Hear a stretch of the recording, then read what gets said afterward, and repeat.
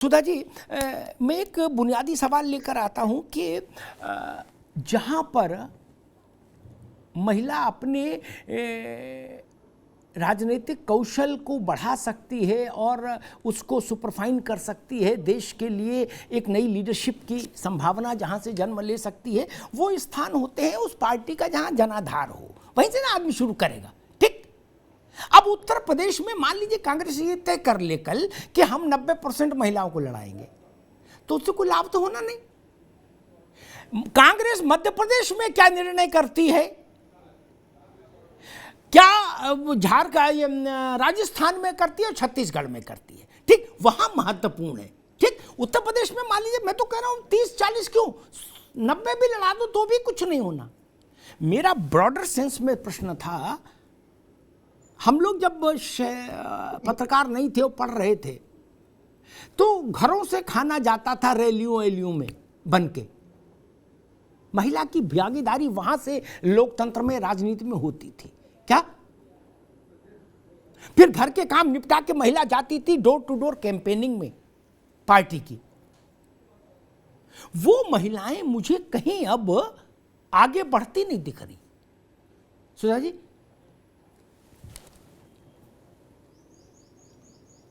आज से नहीं, स्वतंत्रता प्राप्ति के पहले से भी बहुत से नाम हैं जो स्वतंत्रता संग्राम के लिए खड़े हुए और पुरुषों के साथ खड़ी रही।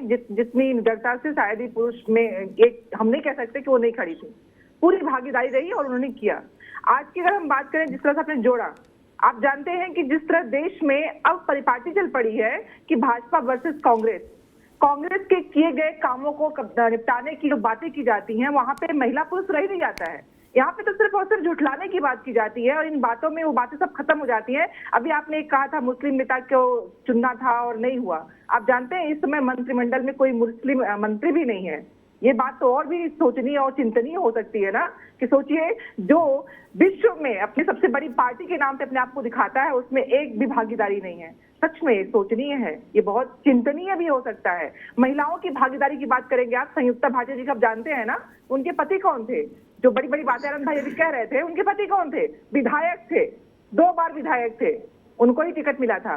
तो जब आप अपनी बातें कहते हैं और उसमें आधा झूठ जोड़ देते हैं, और हमारी महिलाओं ने जब कोई अध्यक्ष पद पे या कुछ भी बना, मीरा कुमार कौन थी? हमने कभी ये नहीं कहा कि ये किस वर्ग से आती हैं। उस समय उस स्त्री के आगे बढ़ने को आगे किया गया। इनकी तरह नहीं कि बार बार हमने प्रथम बार ये किया। अरे भाई, उस महिला ने अपने काम से, अपनी कर्मठता से वहां पहुंची है, आपने कुछ योगदान नहीं दिया है। लेकिन बार बार महिलाओं को पीछे करने की जो इनकी रणनीति है, बार बार जो दिखाते हैं कि हमने वो किया, ये सच में महिलाओं के सम्मान को कहीं ना कहीं बताता है और वो कम करने की कोशिश करता है। हमने, कांग्रेस ने जब भी महिलाओं की समर्थन में बात की है, उनके आगे बढ़ने को आगे किया है, न कि इनकी तरह महिलाएं हैं हम फिर भी कर रहे हैं। अरे आप कौन होते हैं करने वाले? महिलाओं में इतनी कर्मठता है, वो कर सकते हैं, लेकिन आप कौन होते हैं उनके सम्मान के बारे में कुछ भी शब्द प्रयोग करने वाले और अपने आप बताने वाले कि आप कर रहे हो? स्वतंत्रता के पहले से महिलाएं हैं और आगे रहेंगी। महिलाएं समाज में सृष्टि में है तो आगे भी सब जगह रहेंगी, उसमें कौन सी नई बात है।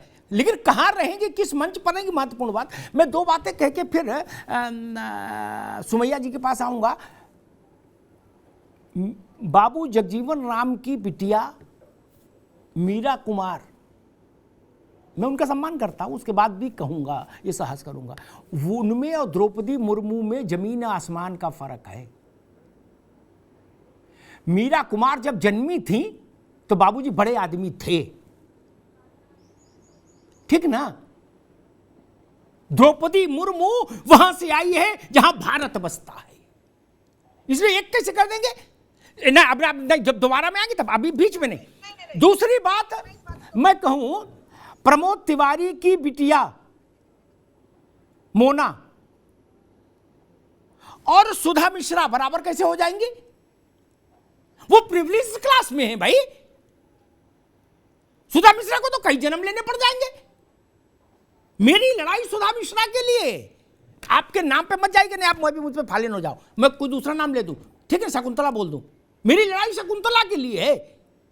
प्रमोद जी की बिटिया आगे बढ़ रही, अच्छी बात है, मेरा उससे विरोध नहीं, लेकिन मैं कह रहा हूं उसको नारी सशक्तिकरण का नाम मत दीजिए। वो प्रमोद जी के परिवार का सशक्तिकरण है, ये बोलिए ना।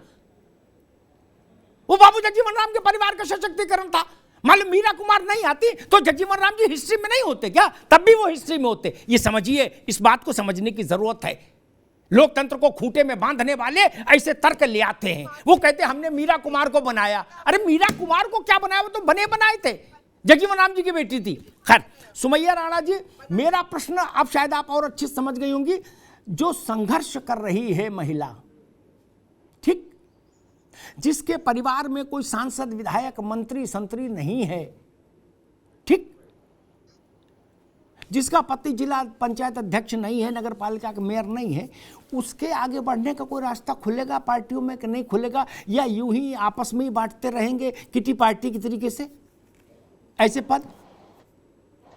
मतलब जो गरीब है, बिल्कुल जो सिर्फ पार्टी के लिए झंडा लेके चल रही है, उसके अभी कहीं कोई बायोडेटा लेगा कि बायोडेटा ऊपर ही ऊपर सब सेटल हो जाएगा? सुमैया जी। बिल्कुल अमिताभ जी, आपने जितनी अभी लंबी फहरिस्त बताई कि जिनके घर में कोई विधायक नहीं है, जिला पंचायत अध्यक्ष नहीं है, कोई ऐसा पॉलिटिकल उनका नहीं है, उन महिलाओं में एक ये महिला भी शामिल है जो आपके सामने बैठी है। मैं सुमैया राणा उसी हैसियत से यहाँ पर हूँ जी। मेरे घर में भी कोई पॉलिटिकल मेरा अपना स्टैंड नहीं है, एक आम घर से आती हूँ। लेकिन मेरा सवाल आप शायद उस वक्त समझे नहीं थे। मैं यही बात कह रही थी जो आप कह रहे हैं, लेकिन मेरा कहने का मकसद ये था कि जिस तरीके से किसी पॉलिटिकल बड़े बैकग्राउंड से आई हुई महिला क्षेत्र में अगर काम करती हैं, उन महिलाओं की तरह जो आम महिलाएं हैं, जो दरी बिछा रही हैं, जो पैकेट पहुंचा रही हैं रैलियों में, या और तमाम इंतजाम कर रही हैं, औरतों को घरों से निकाल करके ला रही हैं, उतना ही अधिकार उनका है, उतना ही उनका है। हाँ, ये जरूर है कि इनके साथ कोई खड़ा होने वाला नहीं है, हमारे साथ कोई खड़ा होने वाला नहीं है। और यकीनी तौर पे जो अगर आप गौर करिएगा तो पॉलिटिक्स में जो गॉड फादर लैंग्वेज होती है उसको भी बहुत अच्छी नजर से नहीं देखा जाता है।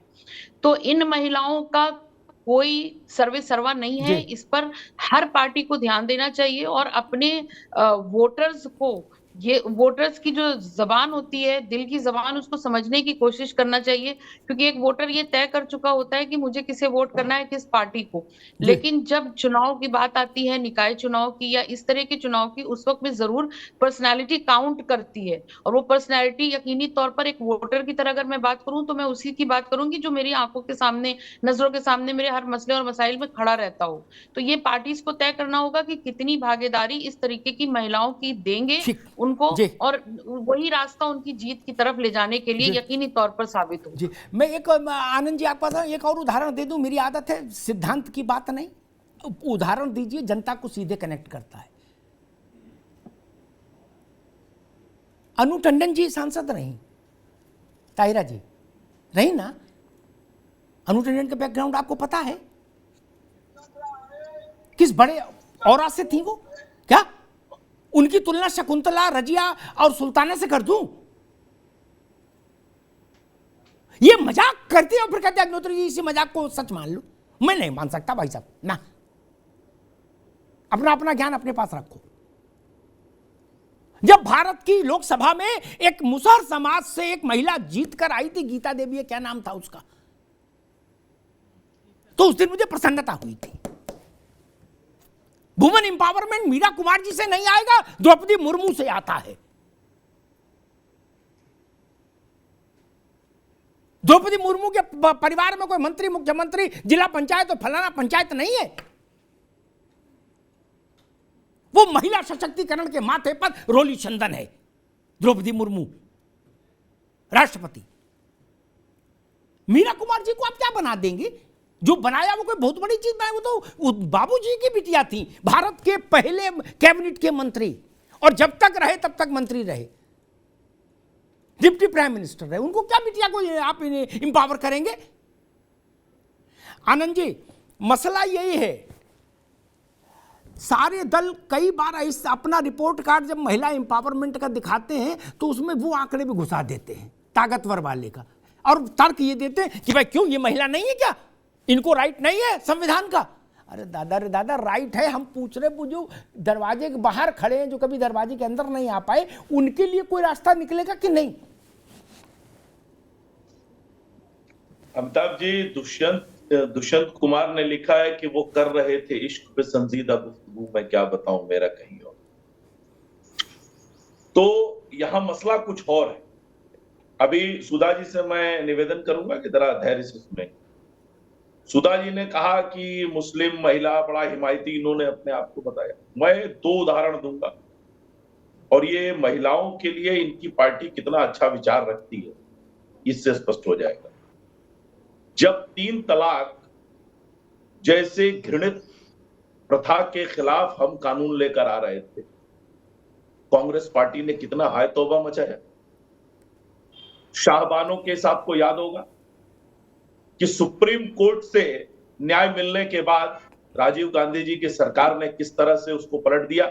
एक तो ये महिला, अरे सुन लीजिए मैडम, सुन लीजिए। नहीं सुधा जी, वो आप जब बोल रहे थे वो नहीं बोल रहे थे ना, अभी उनकी बात आ गई। सुन लीजिए सुधा जीवित है जी। जो फूल अरे सुन लीजिए किया है आपने, नहीं सेलेक्टिव बातें करके आप अपने आप को साबित नहीं कर सकते हैं। सुन लीजिए सुधा जी, सेलेक्टिव होकर सुधा जी मर्यादा लांघने की कोशिश न करिए, मर्यादा लांघने की कोशिश न करिए। मैं आपको बता रही हूँ कि मैं आपको बता रहा हूँ मर्यादा लांघने की कोशिश न करिए, वरना मैं उधर जाऊंगा तो आपके पार्टी के कई नेताओं की धज्जियां उड़ा के रख दूंगा। इसलिए मुझे न बताइए और ध्यान से सुनिए जो मैं बता रहा हूँ। आपकी पार्टी धमकी दे रहे हैं, सदैव महिला विरोधी रही है, सदैव महिला विरोधी रही है। और आपकी पार्टी के लोग, आपकी पार्टी के लोग वो है पार्टी के लोग क्या करते हैं उससे आपका मतलब नहीं, आपकी पार्टी क्या करते हैं मतलब उससे होना चाहिए। मैं बोल रही हूँ जिसकी आप बात कर रहे हैं उसमें एक जीवित महिला है जिसकी बेटी की हत्या की गई और आपने उस व्यक्ति को नारा लगाया है और हमेशा अपने परिवार को बढ़ाया है। और आप बात कर रहे हैं महिलाओं के सम्मान की बात कर रहे हैं और आप आज बैठ के मुझे क्या बात करेंगी? आप धमकी दे रहे हैं आपके पार्टी के लोगों को, आप मुझे धमकी दे रहे हैं। ये दिखाता है आपके पार्टी का चाल से चेहरा। छोड़िए, आपकी पार्टी के संस्कार को पूरे देश में देखा है। मेरे पार्टी जब दिग्विजय सिंह मीनाक्षी नटराजन को मंच पर कहते हैं आपने नटराजन को मंच पर तो आप सब राहुल गांधी जी कहते हैं महिलाएं लड़कियां छेड़ने जाती हैं। इस तरह की भाषा का इस्तेमाल करते हैं आपकी पार्टी के लोग। आपकी भाषा आपकी पार्टी के लोग ऐसी भाषाओं का इस्तेमाल करते हैं, मुझे न बताइए। आपके कितनी संस्कारवान पार्टी है मुझे पता है। फिलहाल आप मुद्दे पर डिबेट होने दीजिए, फिलहाल मुद्दे पर डिबेट होने दीजिए। मुझे पता है इसी वजह से आपकी पार्टी जो है उत्तर प्रदेश में शून्य होने जा रही है। चिंता खुद की करिए, आने वाले समय में चिराग लेके आप लोग अपने भारतीय त्योहार पे ध्यान रखिए और आप भी दूसरों को धमकी देकर जाइएगा। आप सुधा में धमकी आप भी अपने शिक्षण में, अध्ययन में, अध्यापन में लग जाइए। मुझे जो करना आप मुझे नहीं बताएंगे मेरे क्या वैरियस है। आप लोगों की मानसिकता महिलाओं को आगे नहीं बढ़ाएंगे। आपको डर लग रहा है ना, आप मुझे ऐसे अध्यापन मत कर रहे हैं। मैं राजनीति आपको डर लग रहा है बात से, आप मुझे कह रहे हैं आपकी पार्टी उत्तर प्रदेश से खत्म होने वाली है। आपको कुछ नहीं मिला, उत्तर प्रदेश से शून्य होने वाली है। फिर आप मेरे प्रोफेशन पे आ गए क्योंकि आपको डर है कि मैं आपकी बात को सामने से खड़ी होकर उत्तर दे रही हूँ। आप लोगों को बर्दाश्त नहीं होता बोलने वाले लोग। आप धमकी दे रहे हैं मुझे। नहीं, मैं धमकी नहीं दे रहा हूँ, मैं तो आपको सलाह दे रहा हूँ। मैं शिक्षक हूँ, मैं जो भी करूँ आपसे पूछ के काम करूंगी मैं। ने इसीलिए पार्टी छोड़ दी आपकी। आपने क्या दे दिया उनको? प्रियंका मौर्य क्या दे दिया आपने उनको? प्रियंका मौर्य अगर आई आपने दिया क्या उनको? लड़की हूँ, लड़ सकती हूँ, बताएंगे मुझे। समझ में आ गया यहाँ केवल प्रियंका जी लड़ेंगे, बाकी प्रियंका मौर्य को भी समझ में आ जाएगा इस बात का। उनको समझ में आ गया कि यहाँ सिर्फ प्रियंका जी लड़ेंगी, क्या करेगा? यहाँ सिर्फ सुप्रिया सुले लड़ेंगी, यहाँ सिर्फ सोना जी लड़ेंगी। मैं आगे समझ में आ गया, इसीलिए उन्होंने पार्टी छोड़ दी। होती है। ठीक, मैं दोनों मित्रों को रोकूंगा, आनंद जी को भी, सुधा जी को भी, दोनों मित्रों को रोकूंगा।